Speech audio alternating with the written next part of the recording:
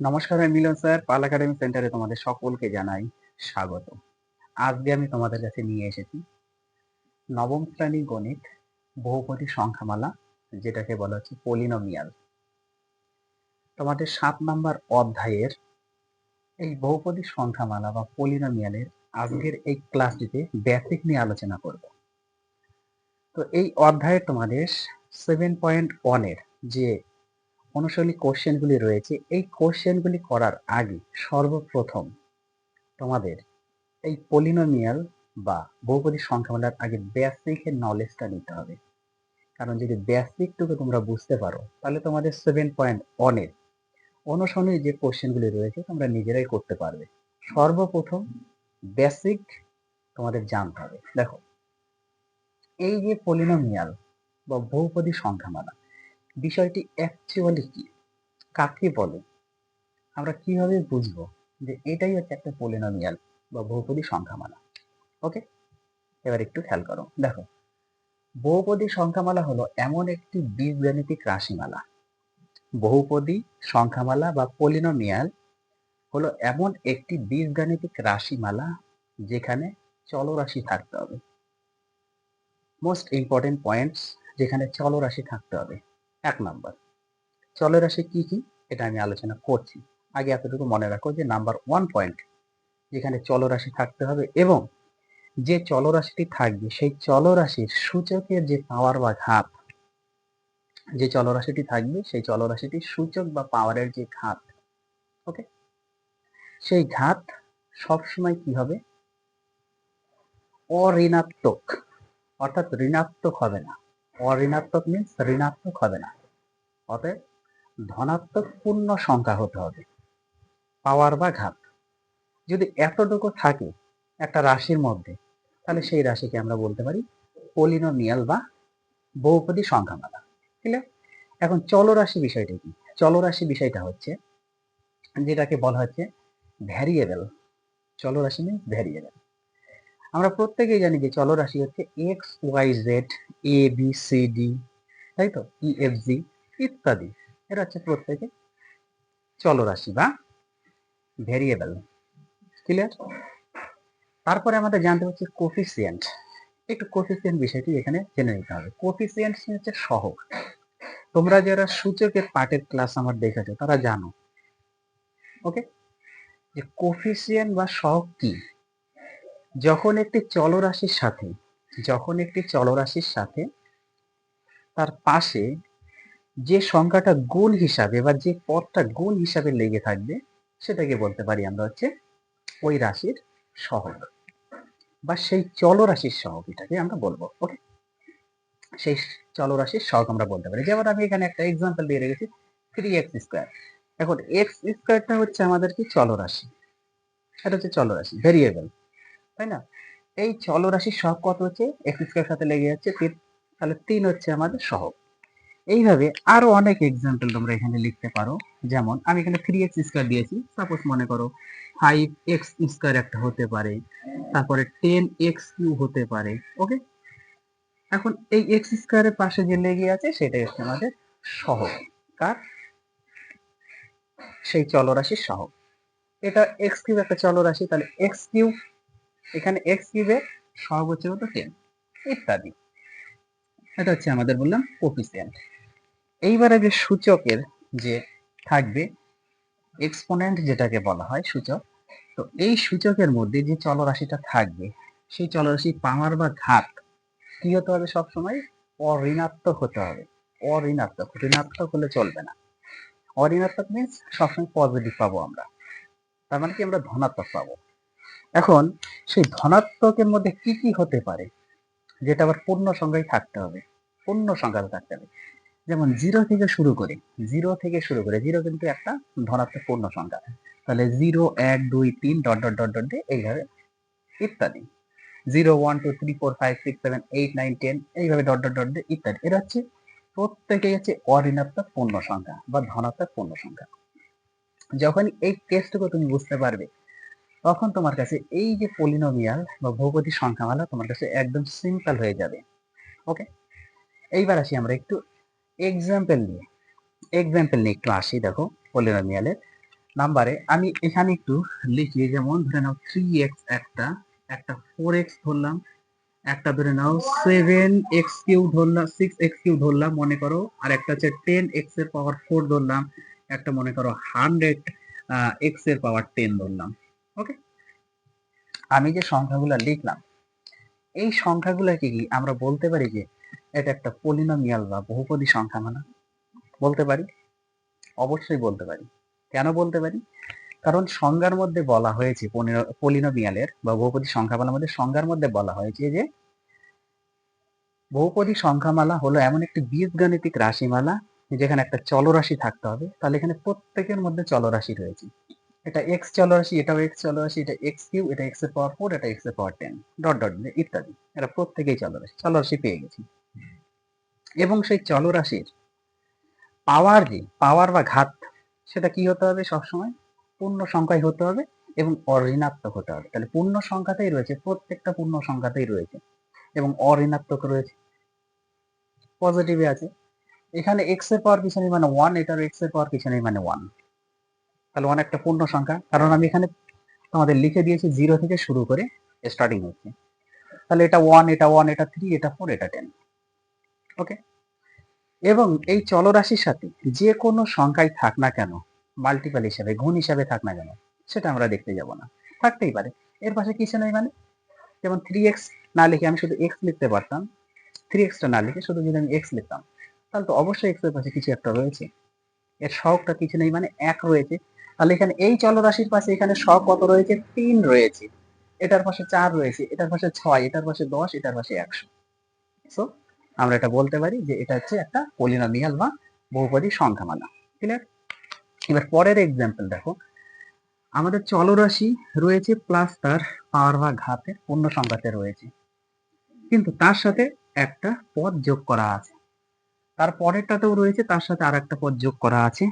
এবার যোগ থাক কিংবা বিয়োগ থাক, এটা কোনো মেটার করে না। যোগ থাক কিংবা বিয়োগ থাক, এটা কোনো মেটার করে না। শুধু আমাদের দেখতে হবে যে সেই চলরাশি পদটি রয়েছে কিনা এবং চলরাশি পাওয়ার বা ঘাতটা অঋণাত্মক পূর্ণ সংখ্যাতে রয়েছে কিনা, এতটুকু আমাদের শুধু কাজ। থাকার পরে এখন এর সাথে প্লাস হিসাবে কিছু একটা পদ থাকতে পারে, এবং সেই পদটা হচ্ছে কনস্ট্যান্ট, ধ্রুবক থাকতে পারে। এইটা হচ্ছে ধ্রুবক, 2 ধ্রুবক, এখানে 8 ধ্রুবক, এখানে 2 ধ্রুবক, হচ্ছে কনস্ট্যান্ট পদ থাকতেই পারে। তাহলে এটাও আমরা বলতে পারি যে এটা একটা পলিনোমিয়াল বা বহুপদী সংখ্যামালা। এবার 3 নম্বর এক্সাম্পলের ক্ষেত্রে যদি আমরা আসি, x² - 5x + 2। ওকে, x² - 5x + 2, তাহলে এটা কি একটা পলিনোমিয়াল বা বহুপদী সংখ্যামালা? অবশ্যই পলিনোমিয়াল বা বহুপদী সংখ্যামালা, কারণ চলরাশি রয়েছে এবং সেই চলরাশির পাওয়ার বা ঘাতটা অঋণাত্মকে রয়েছে, এটাও চলরাশি রয়েছে, এর পাওয়ার বা ঘাতটা অঋণাত্মকে রয়েছে। এর সহগ কিছু নেই 1, এর সহগ হচ্ছে -5, আর একটা আমাদের ধ্রুবক পদ রয়েছে। ডট মেটার, কোনো মেটার করে না। তাহলে এটাকে আমরা বলতে পারি এটা হচ্ছে একটা পলিনোমিয়াল বা বহুপদী সংখ্যামালা। এতটুকু ক্লিয়ার? আমাদের পলিনোমিয়াল বা বহুপদী সংখ্যামালা নিয়ে কোনো ডাউট নেই। ওকে, কোনো ডাউট নেই। কিন্তু এখন একটু খেয়াল করো, ইন্টারেস্টিং বিষয়টা হচ্ছে দেখো 3x 4x, তারপর 6x³ 10x4 100x এর পাওয়ার 10, এই যে একটা পদ এখানে রয়েছে, একটা, দেখো এটা কি একটা পদ রয়েছে? প্রত্যেকটাতে এক একটা করে পদ রয়েছে, প্লাস মাইনাস দিয়ে কিচ্ছু দেওয়া নেই। পরেরটাতে দুটো, একটা প্লাসেও থাকতে পারে, একটা মাইনাসেও থাকতে পারে, দেখো দুটো করে রয়েছে। তারপরেরটাতে তিনটে, একটা দুটো তিনটে, তিনটে পদ রয়েছে। প্রথমটাতে একটা, পরেরটাতে দুটো, এবং 3 নম্বরে তিনটে পদ রয়েছে। এখন এই যে 1 নম্বরে যে একটা পদ রয়েছে, এটাকে কি বলা হয়? এই বহুপদী সংখ্যামালা কি বলা হয়? বহুপদী সংখ্যামালার এই পদটাকে বলা হয়েছে মনোমেইল, মনোমিয়াল, অর্থাৎ একপদী সংখ্যামালা। মনোমিয়াল মিন একপদী সংখ্যামালা, যার মধ্যে দুটো পদ থাকবে, যার মধ্যে দুটো পদ থাকবে সেটাকে বলা হচ্ছে আমাদের বাইনোমিয়াল, দ্বিপদী সংখ্যামালা। একটা পদ থাকলে একপদী, দুটো পদ থাকলে দ্বিপদী, এবং তিনটে পদ যদি থাকে সেটা হচ্ছে ট্রিনোমিয়াল, অর্থাৎ ত্রিপদী সংখ্যামালা। দুটার বেশি থাকলেই সেটা হচ্ছে বহুপদী হয়ে যায়, এটা আমরা জানি। তাহলে এখানে এক্সাম্পল হিসাবে আমরা এক পদীকে লিখতে পারি 3x কমা দিয়ে 4x লিখতে পারি, তারপরে 6x3, এরা হচ্ছে প্রত্যেকে হচ্ছে একপদী বা মনোমিয়াল। পরেরটাতে আমরা দ্বিপদী বা বাইনোমিয়ালে লিখতে পারি যে x² plus 8 x² minus 2 plus 2, যা দিব সেটা হচ্ছে দ্বিপদী বাইনোমিয়াল। ট্রিনোমিয়ালে আমরা লিখতে পারি যেটা লিখেছি x² মাইনাস 5x প্লাস 2, এটা হচ্ছে ত্রিপদী সংখ্যামালা। ক্লিয়ার এতটুকু? আশা করি সমস্যা নেই। কিন্তু এখন কোশ্চেন, একটা কোশ্চেন খেয়াল করো, যে কোশ্চেনটা আমি লিখে রেখেছি যে 8 1 মাইনাস 5 10 0, এরা কি বহুপদী সংখ্যামালা? এরা কি বহুপদী সংখ্যামালা? দেখো তো, 8 1 মাইনাস 5 10 0, এরা বহুপদী সংখ্যামালা? না, এরা বহুপদী সংখ্যামালা না।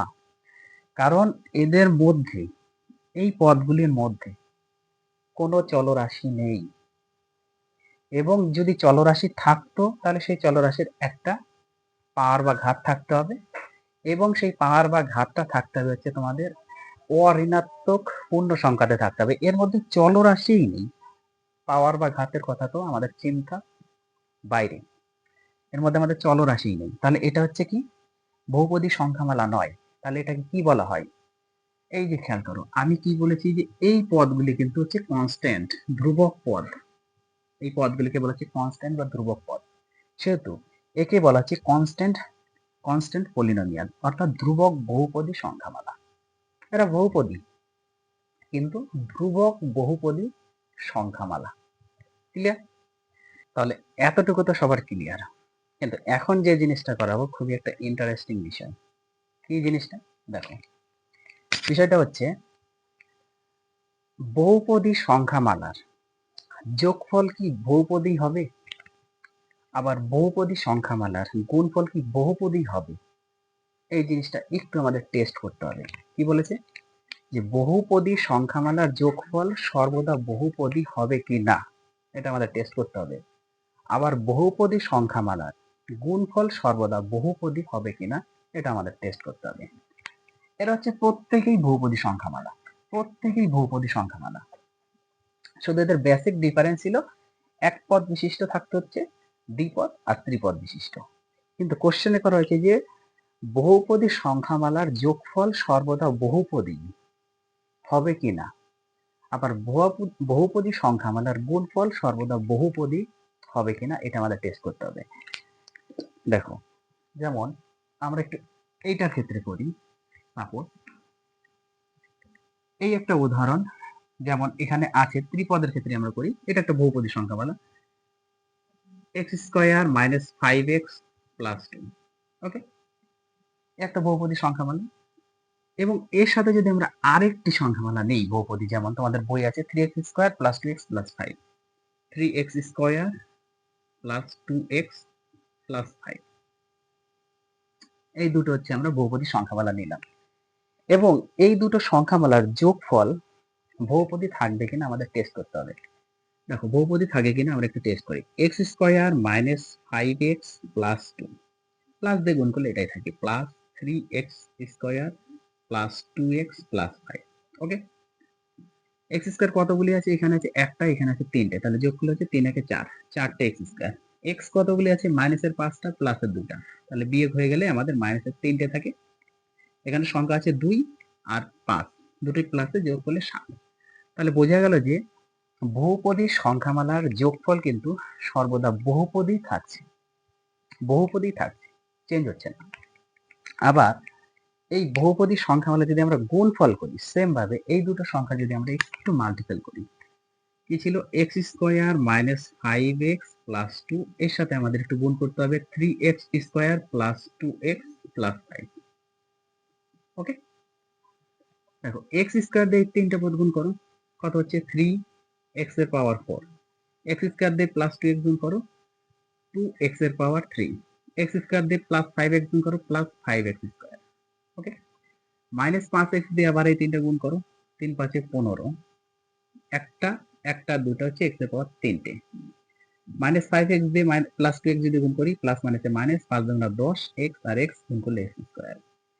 মাইনাস 5x দিয়ে প্লাস 5x যদি গুণ করি, মাইনাস 5 পাঁচে 25, তাই তো, মাইনাস 5 পাঁচে 25x, ঠিক আছে, প্লাস মাইনাসে মাইনাস, 5 পাঁচে 25x। এবার প্লাস 2 দিয়ে করো, প্লাস 2 দিয়ে করো, কত হচ্ছে, প্লাস প্লাসে প্লাস 6x স্কয়ার, ওকে, প্লাস প্লাসে প্লাস কত হচ্ছে, 2 দুগুণা 4x, প্লাস প্লাসে প্লাস 5 দুগুণা 10, ক্লিয়ার। একটা যোগ দিয়ে করি, আমাদের x এর পাওয়ার 4 কটা আছে, 3টে আছে, তাহলে 3টাই বসবে, 3x এর পাওয়ার 4ই বসবে। কিউব কতগুলি আছে দেখো, প্লাসের 2টো, মাইনাসের 15টা, আর আছে আর নেই, তাহলে মাইনাসেরটা বড়, তাহলে 2টো চলে গেলে 13টা x এর পাওয়ার কিউব থাকে। স্কয়ার দেখো কতগুলি আছে, স্কয়ার প্লাসের আছে 5টা, প্লাসের আছে 6টা, 5 আর 6 11টা প্লাসের, আর 10টা হচ্ছে আমাদের মাইনাসের, তাহলে চলে গেলে কত হচ্ছে, একটা থাকে প্লাসের এক্স স্কয়ার। এখন এক্স কতগুলি আছে দেখো, এক্স হচ্ছে আমাদের কতগুলি আছে, মাইনাসের আছে 25টা, প্লাসের আছে 4টে, তাহলে অবশ্যই মাইনাসের 21টা থাকবে, আর এখানে প্লাস 10, তাহলে এই পদটা হচ্ছে আমাদের পাওয়া গেল। বহুপদী সংখ্যা, দুটো বহুপদী সংখ্যা হলে গুণফল পাওয়া গেল। এরা কিন্তু কি আছে, বহুপদী সংখ্যামালাতেই আছে, বহুপদী সংখ্যামালাতেই আছে। সবসময় মনে রাখতে হবে যে দুটো বহুপদী সংখ্যামালার যোগফল সর্বদা বহুপদী থাকবে, এবং দুটো বহুপদী সংখ্যামালার গুণফল সর্বদা বহুপদী থাকবে। এতটুকু কোশ্চেন তোমাদের একটু মনে রাখতে হবে, এবং এই কোশ্চেনগুলি তোমাদের মাল্টিপল চয়েসে দেয়। আশা করি বুঝতে পেরেছো। তাহলে তোমরা এই পলিনোমিয়াল বা বহুপদী সংখ্যাগুলির বেসিকটাকে কমপ্লিট করো, এই বেসিকটাকে একটু প্র্যাকটিস করো। আমি পরবর্তী পার্টে তোমাদের 7.1 এর যে কোশ্চেনগুলি রয়েছে, এই কোশ্চেনগুলি নিয়ে আমি আলোচনা করবো। তাহলে আজকের মতো এখানে শেষ করছি।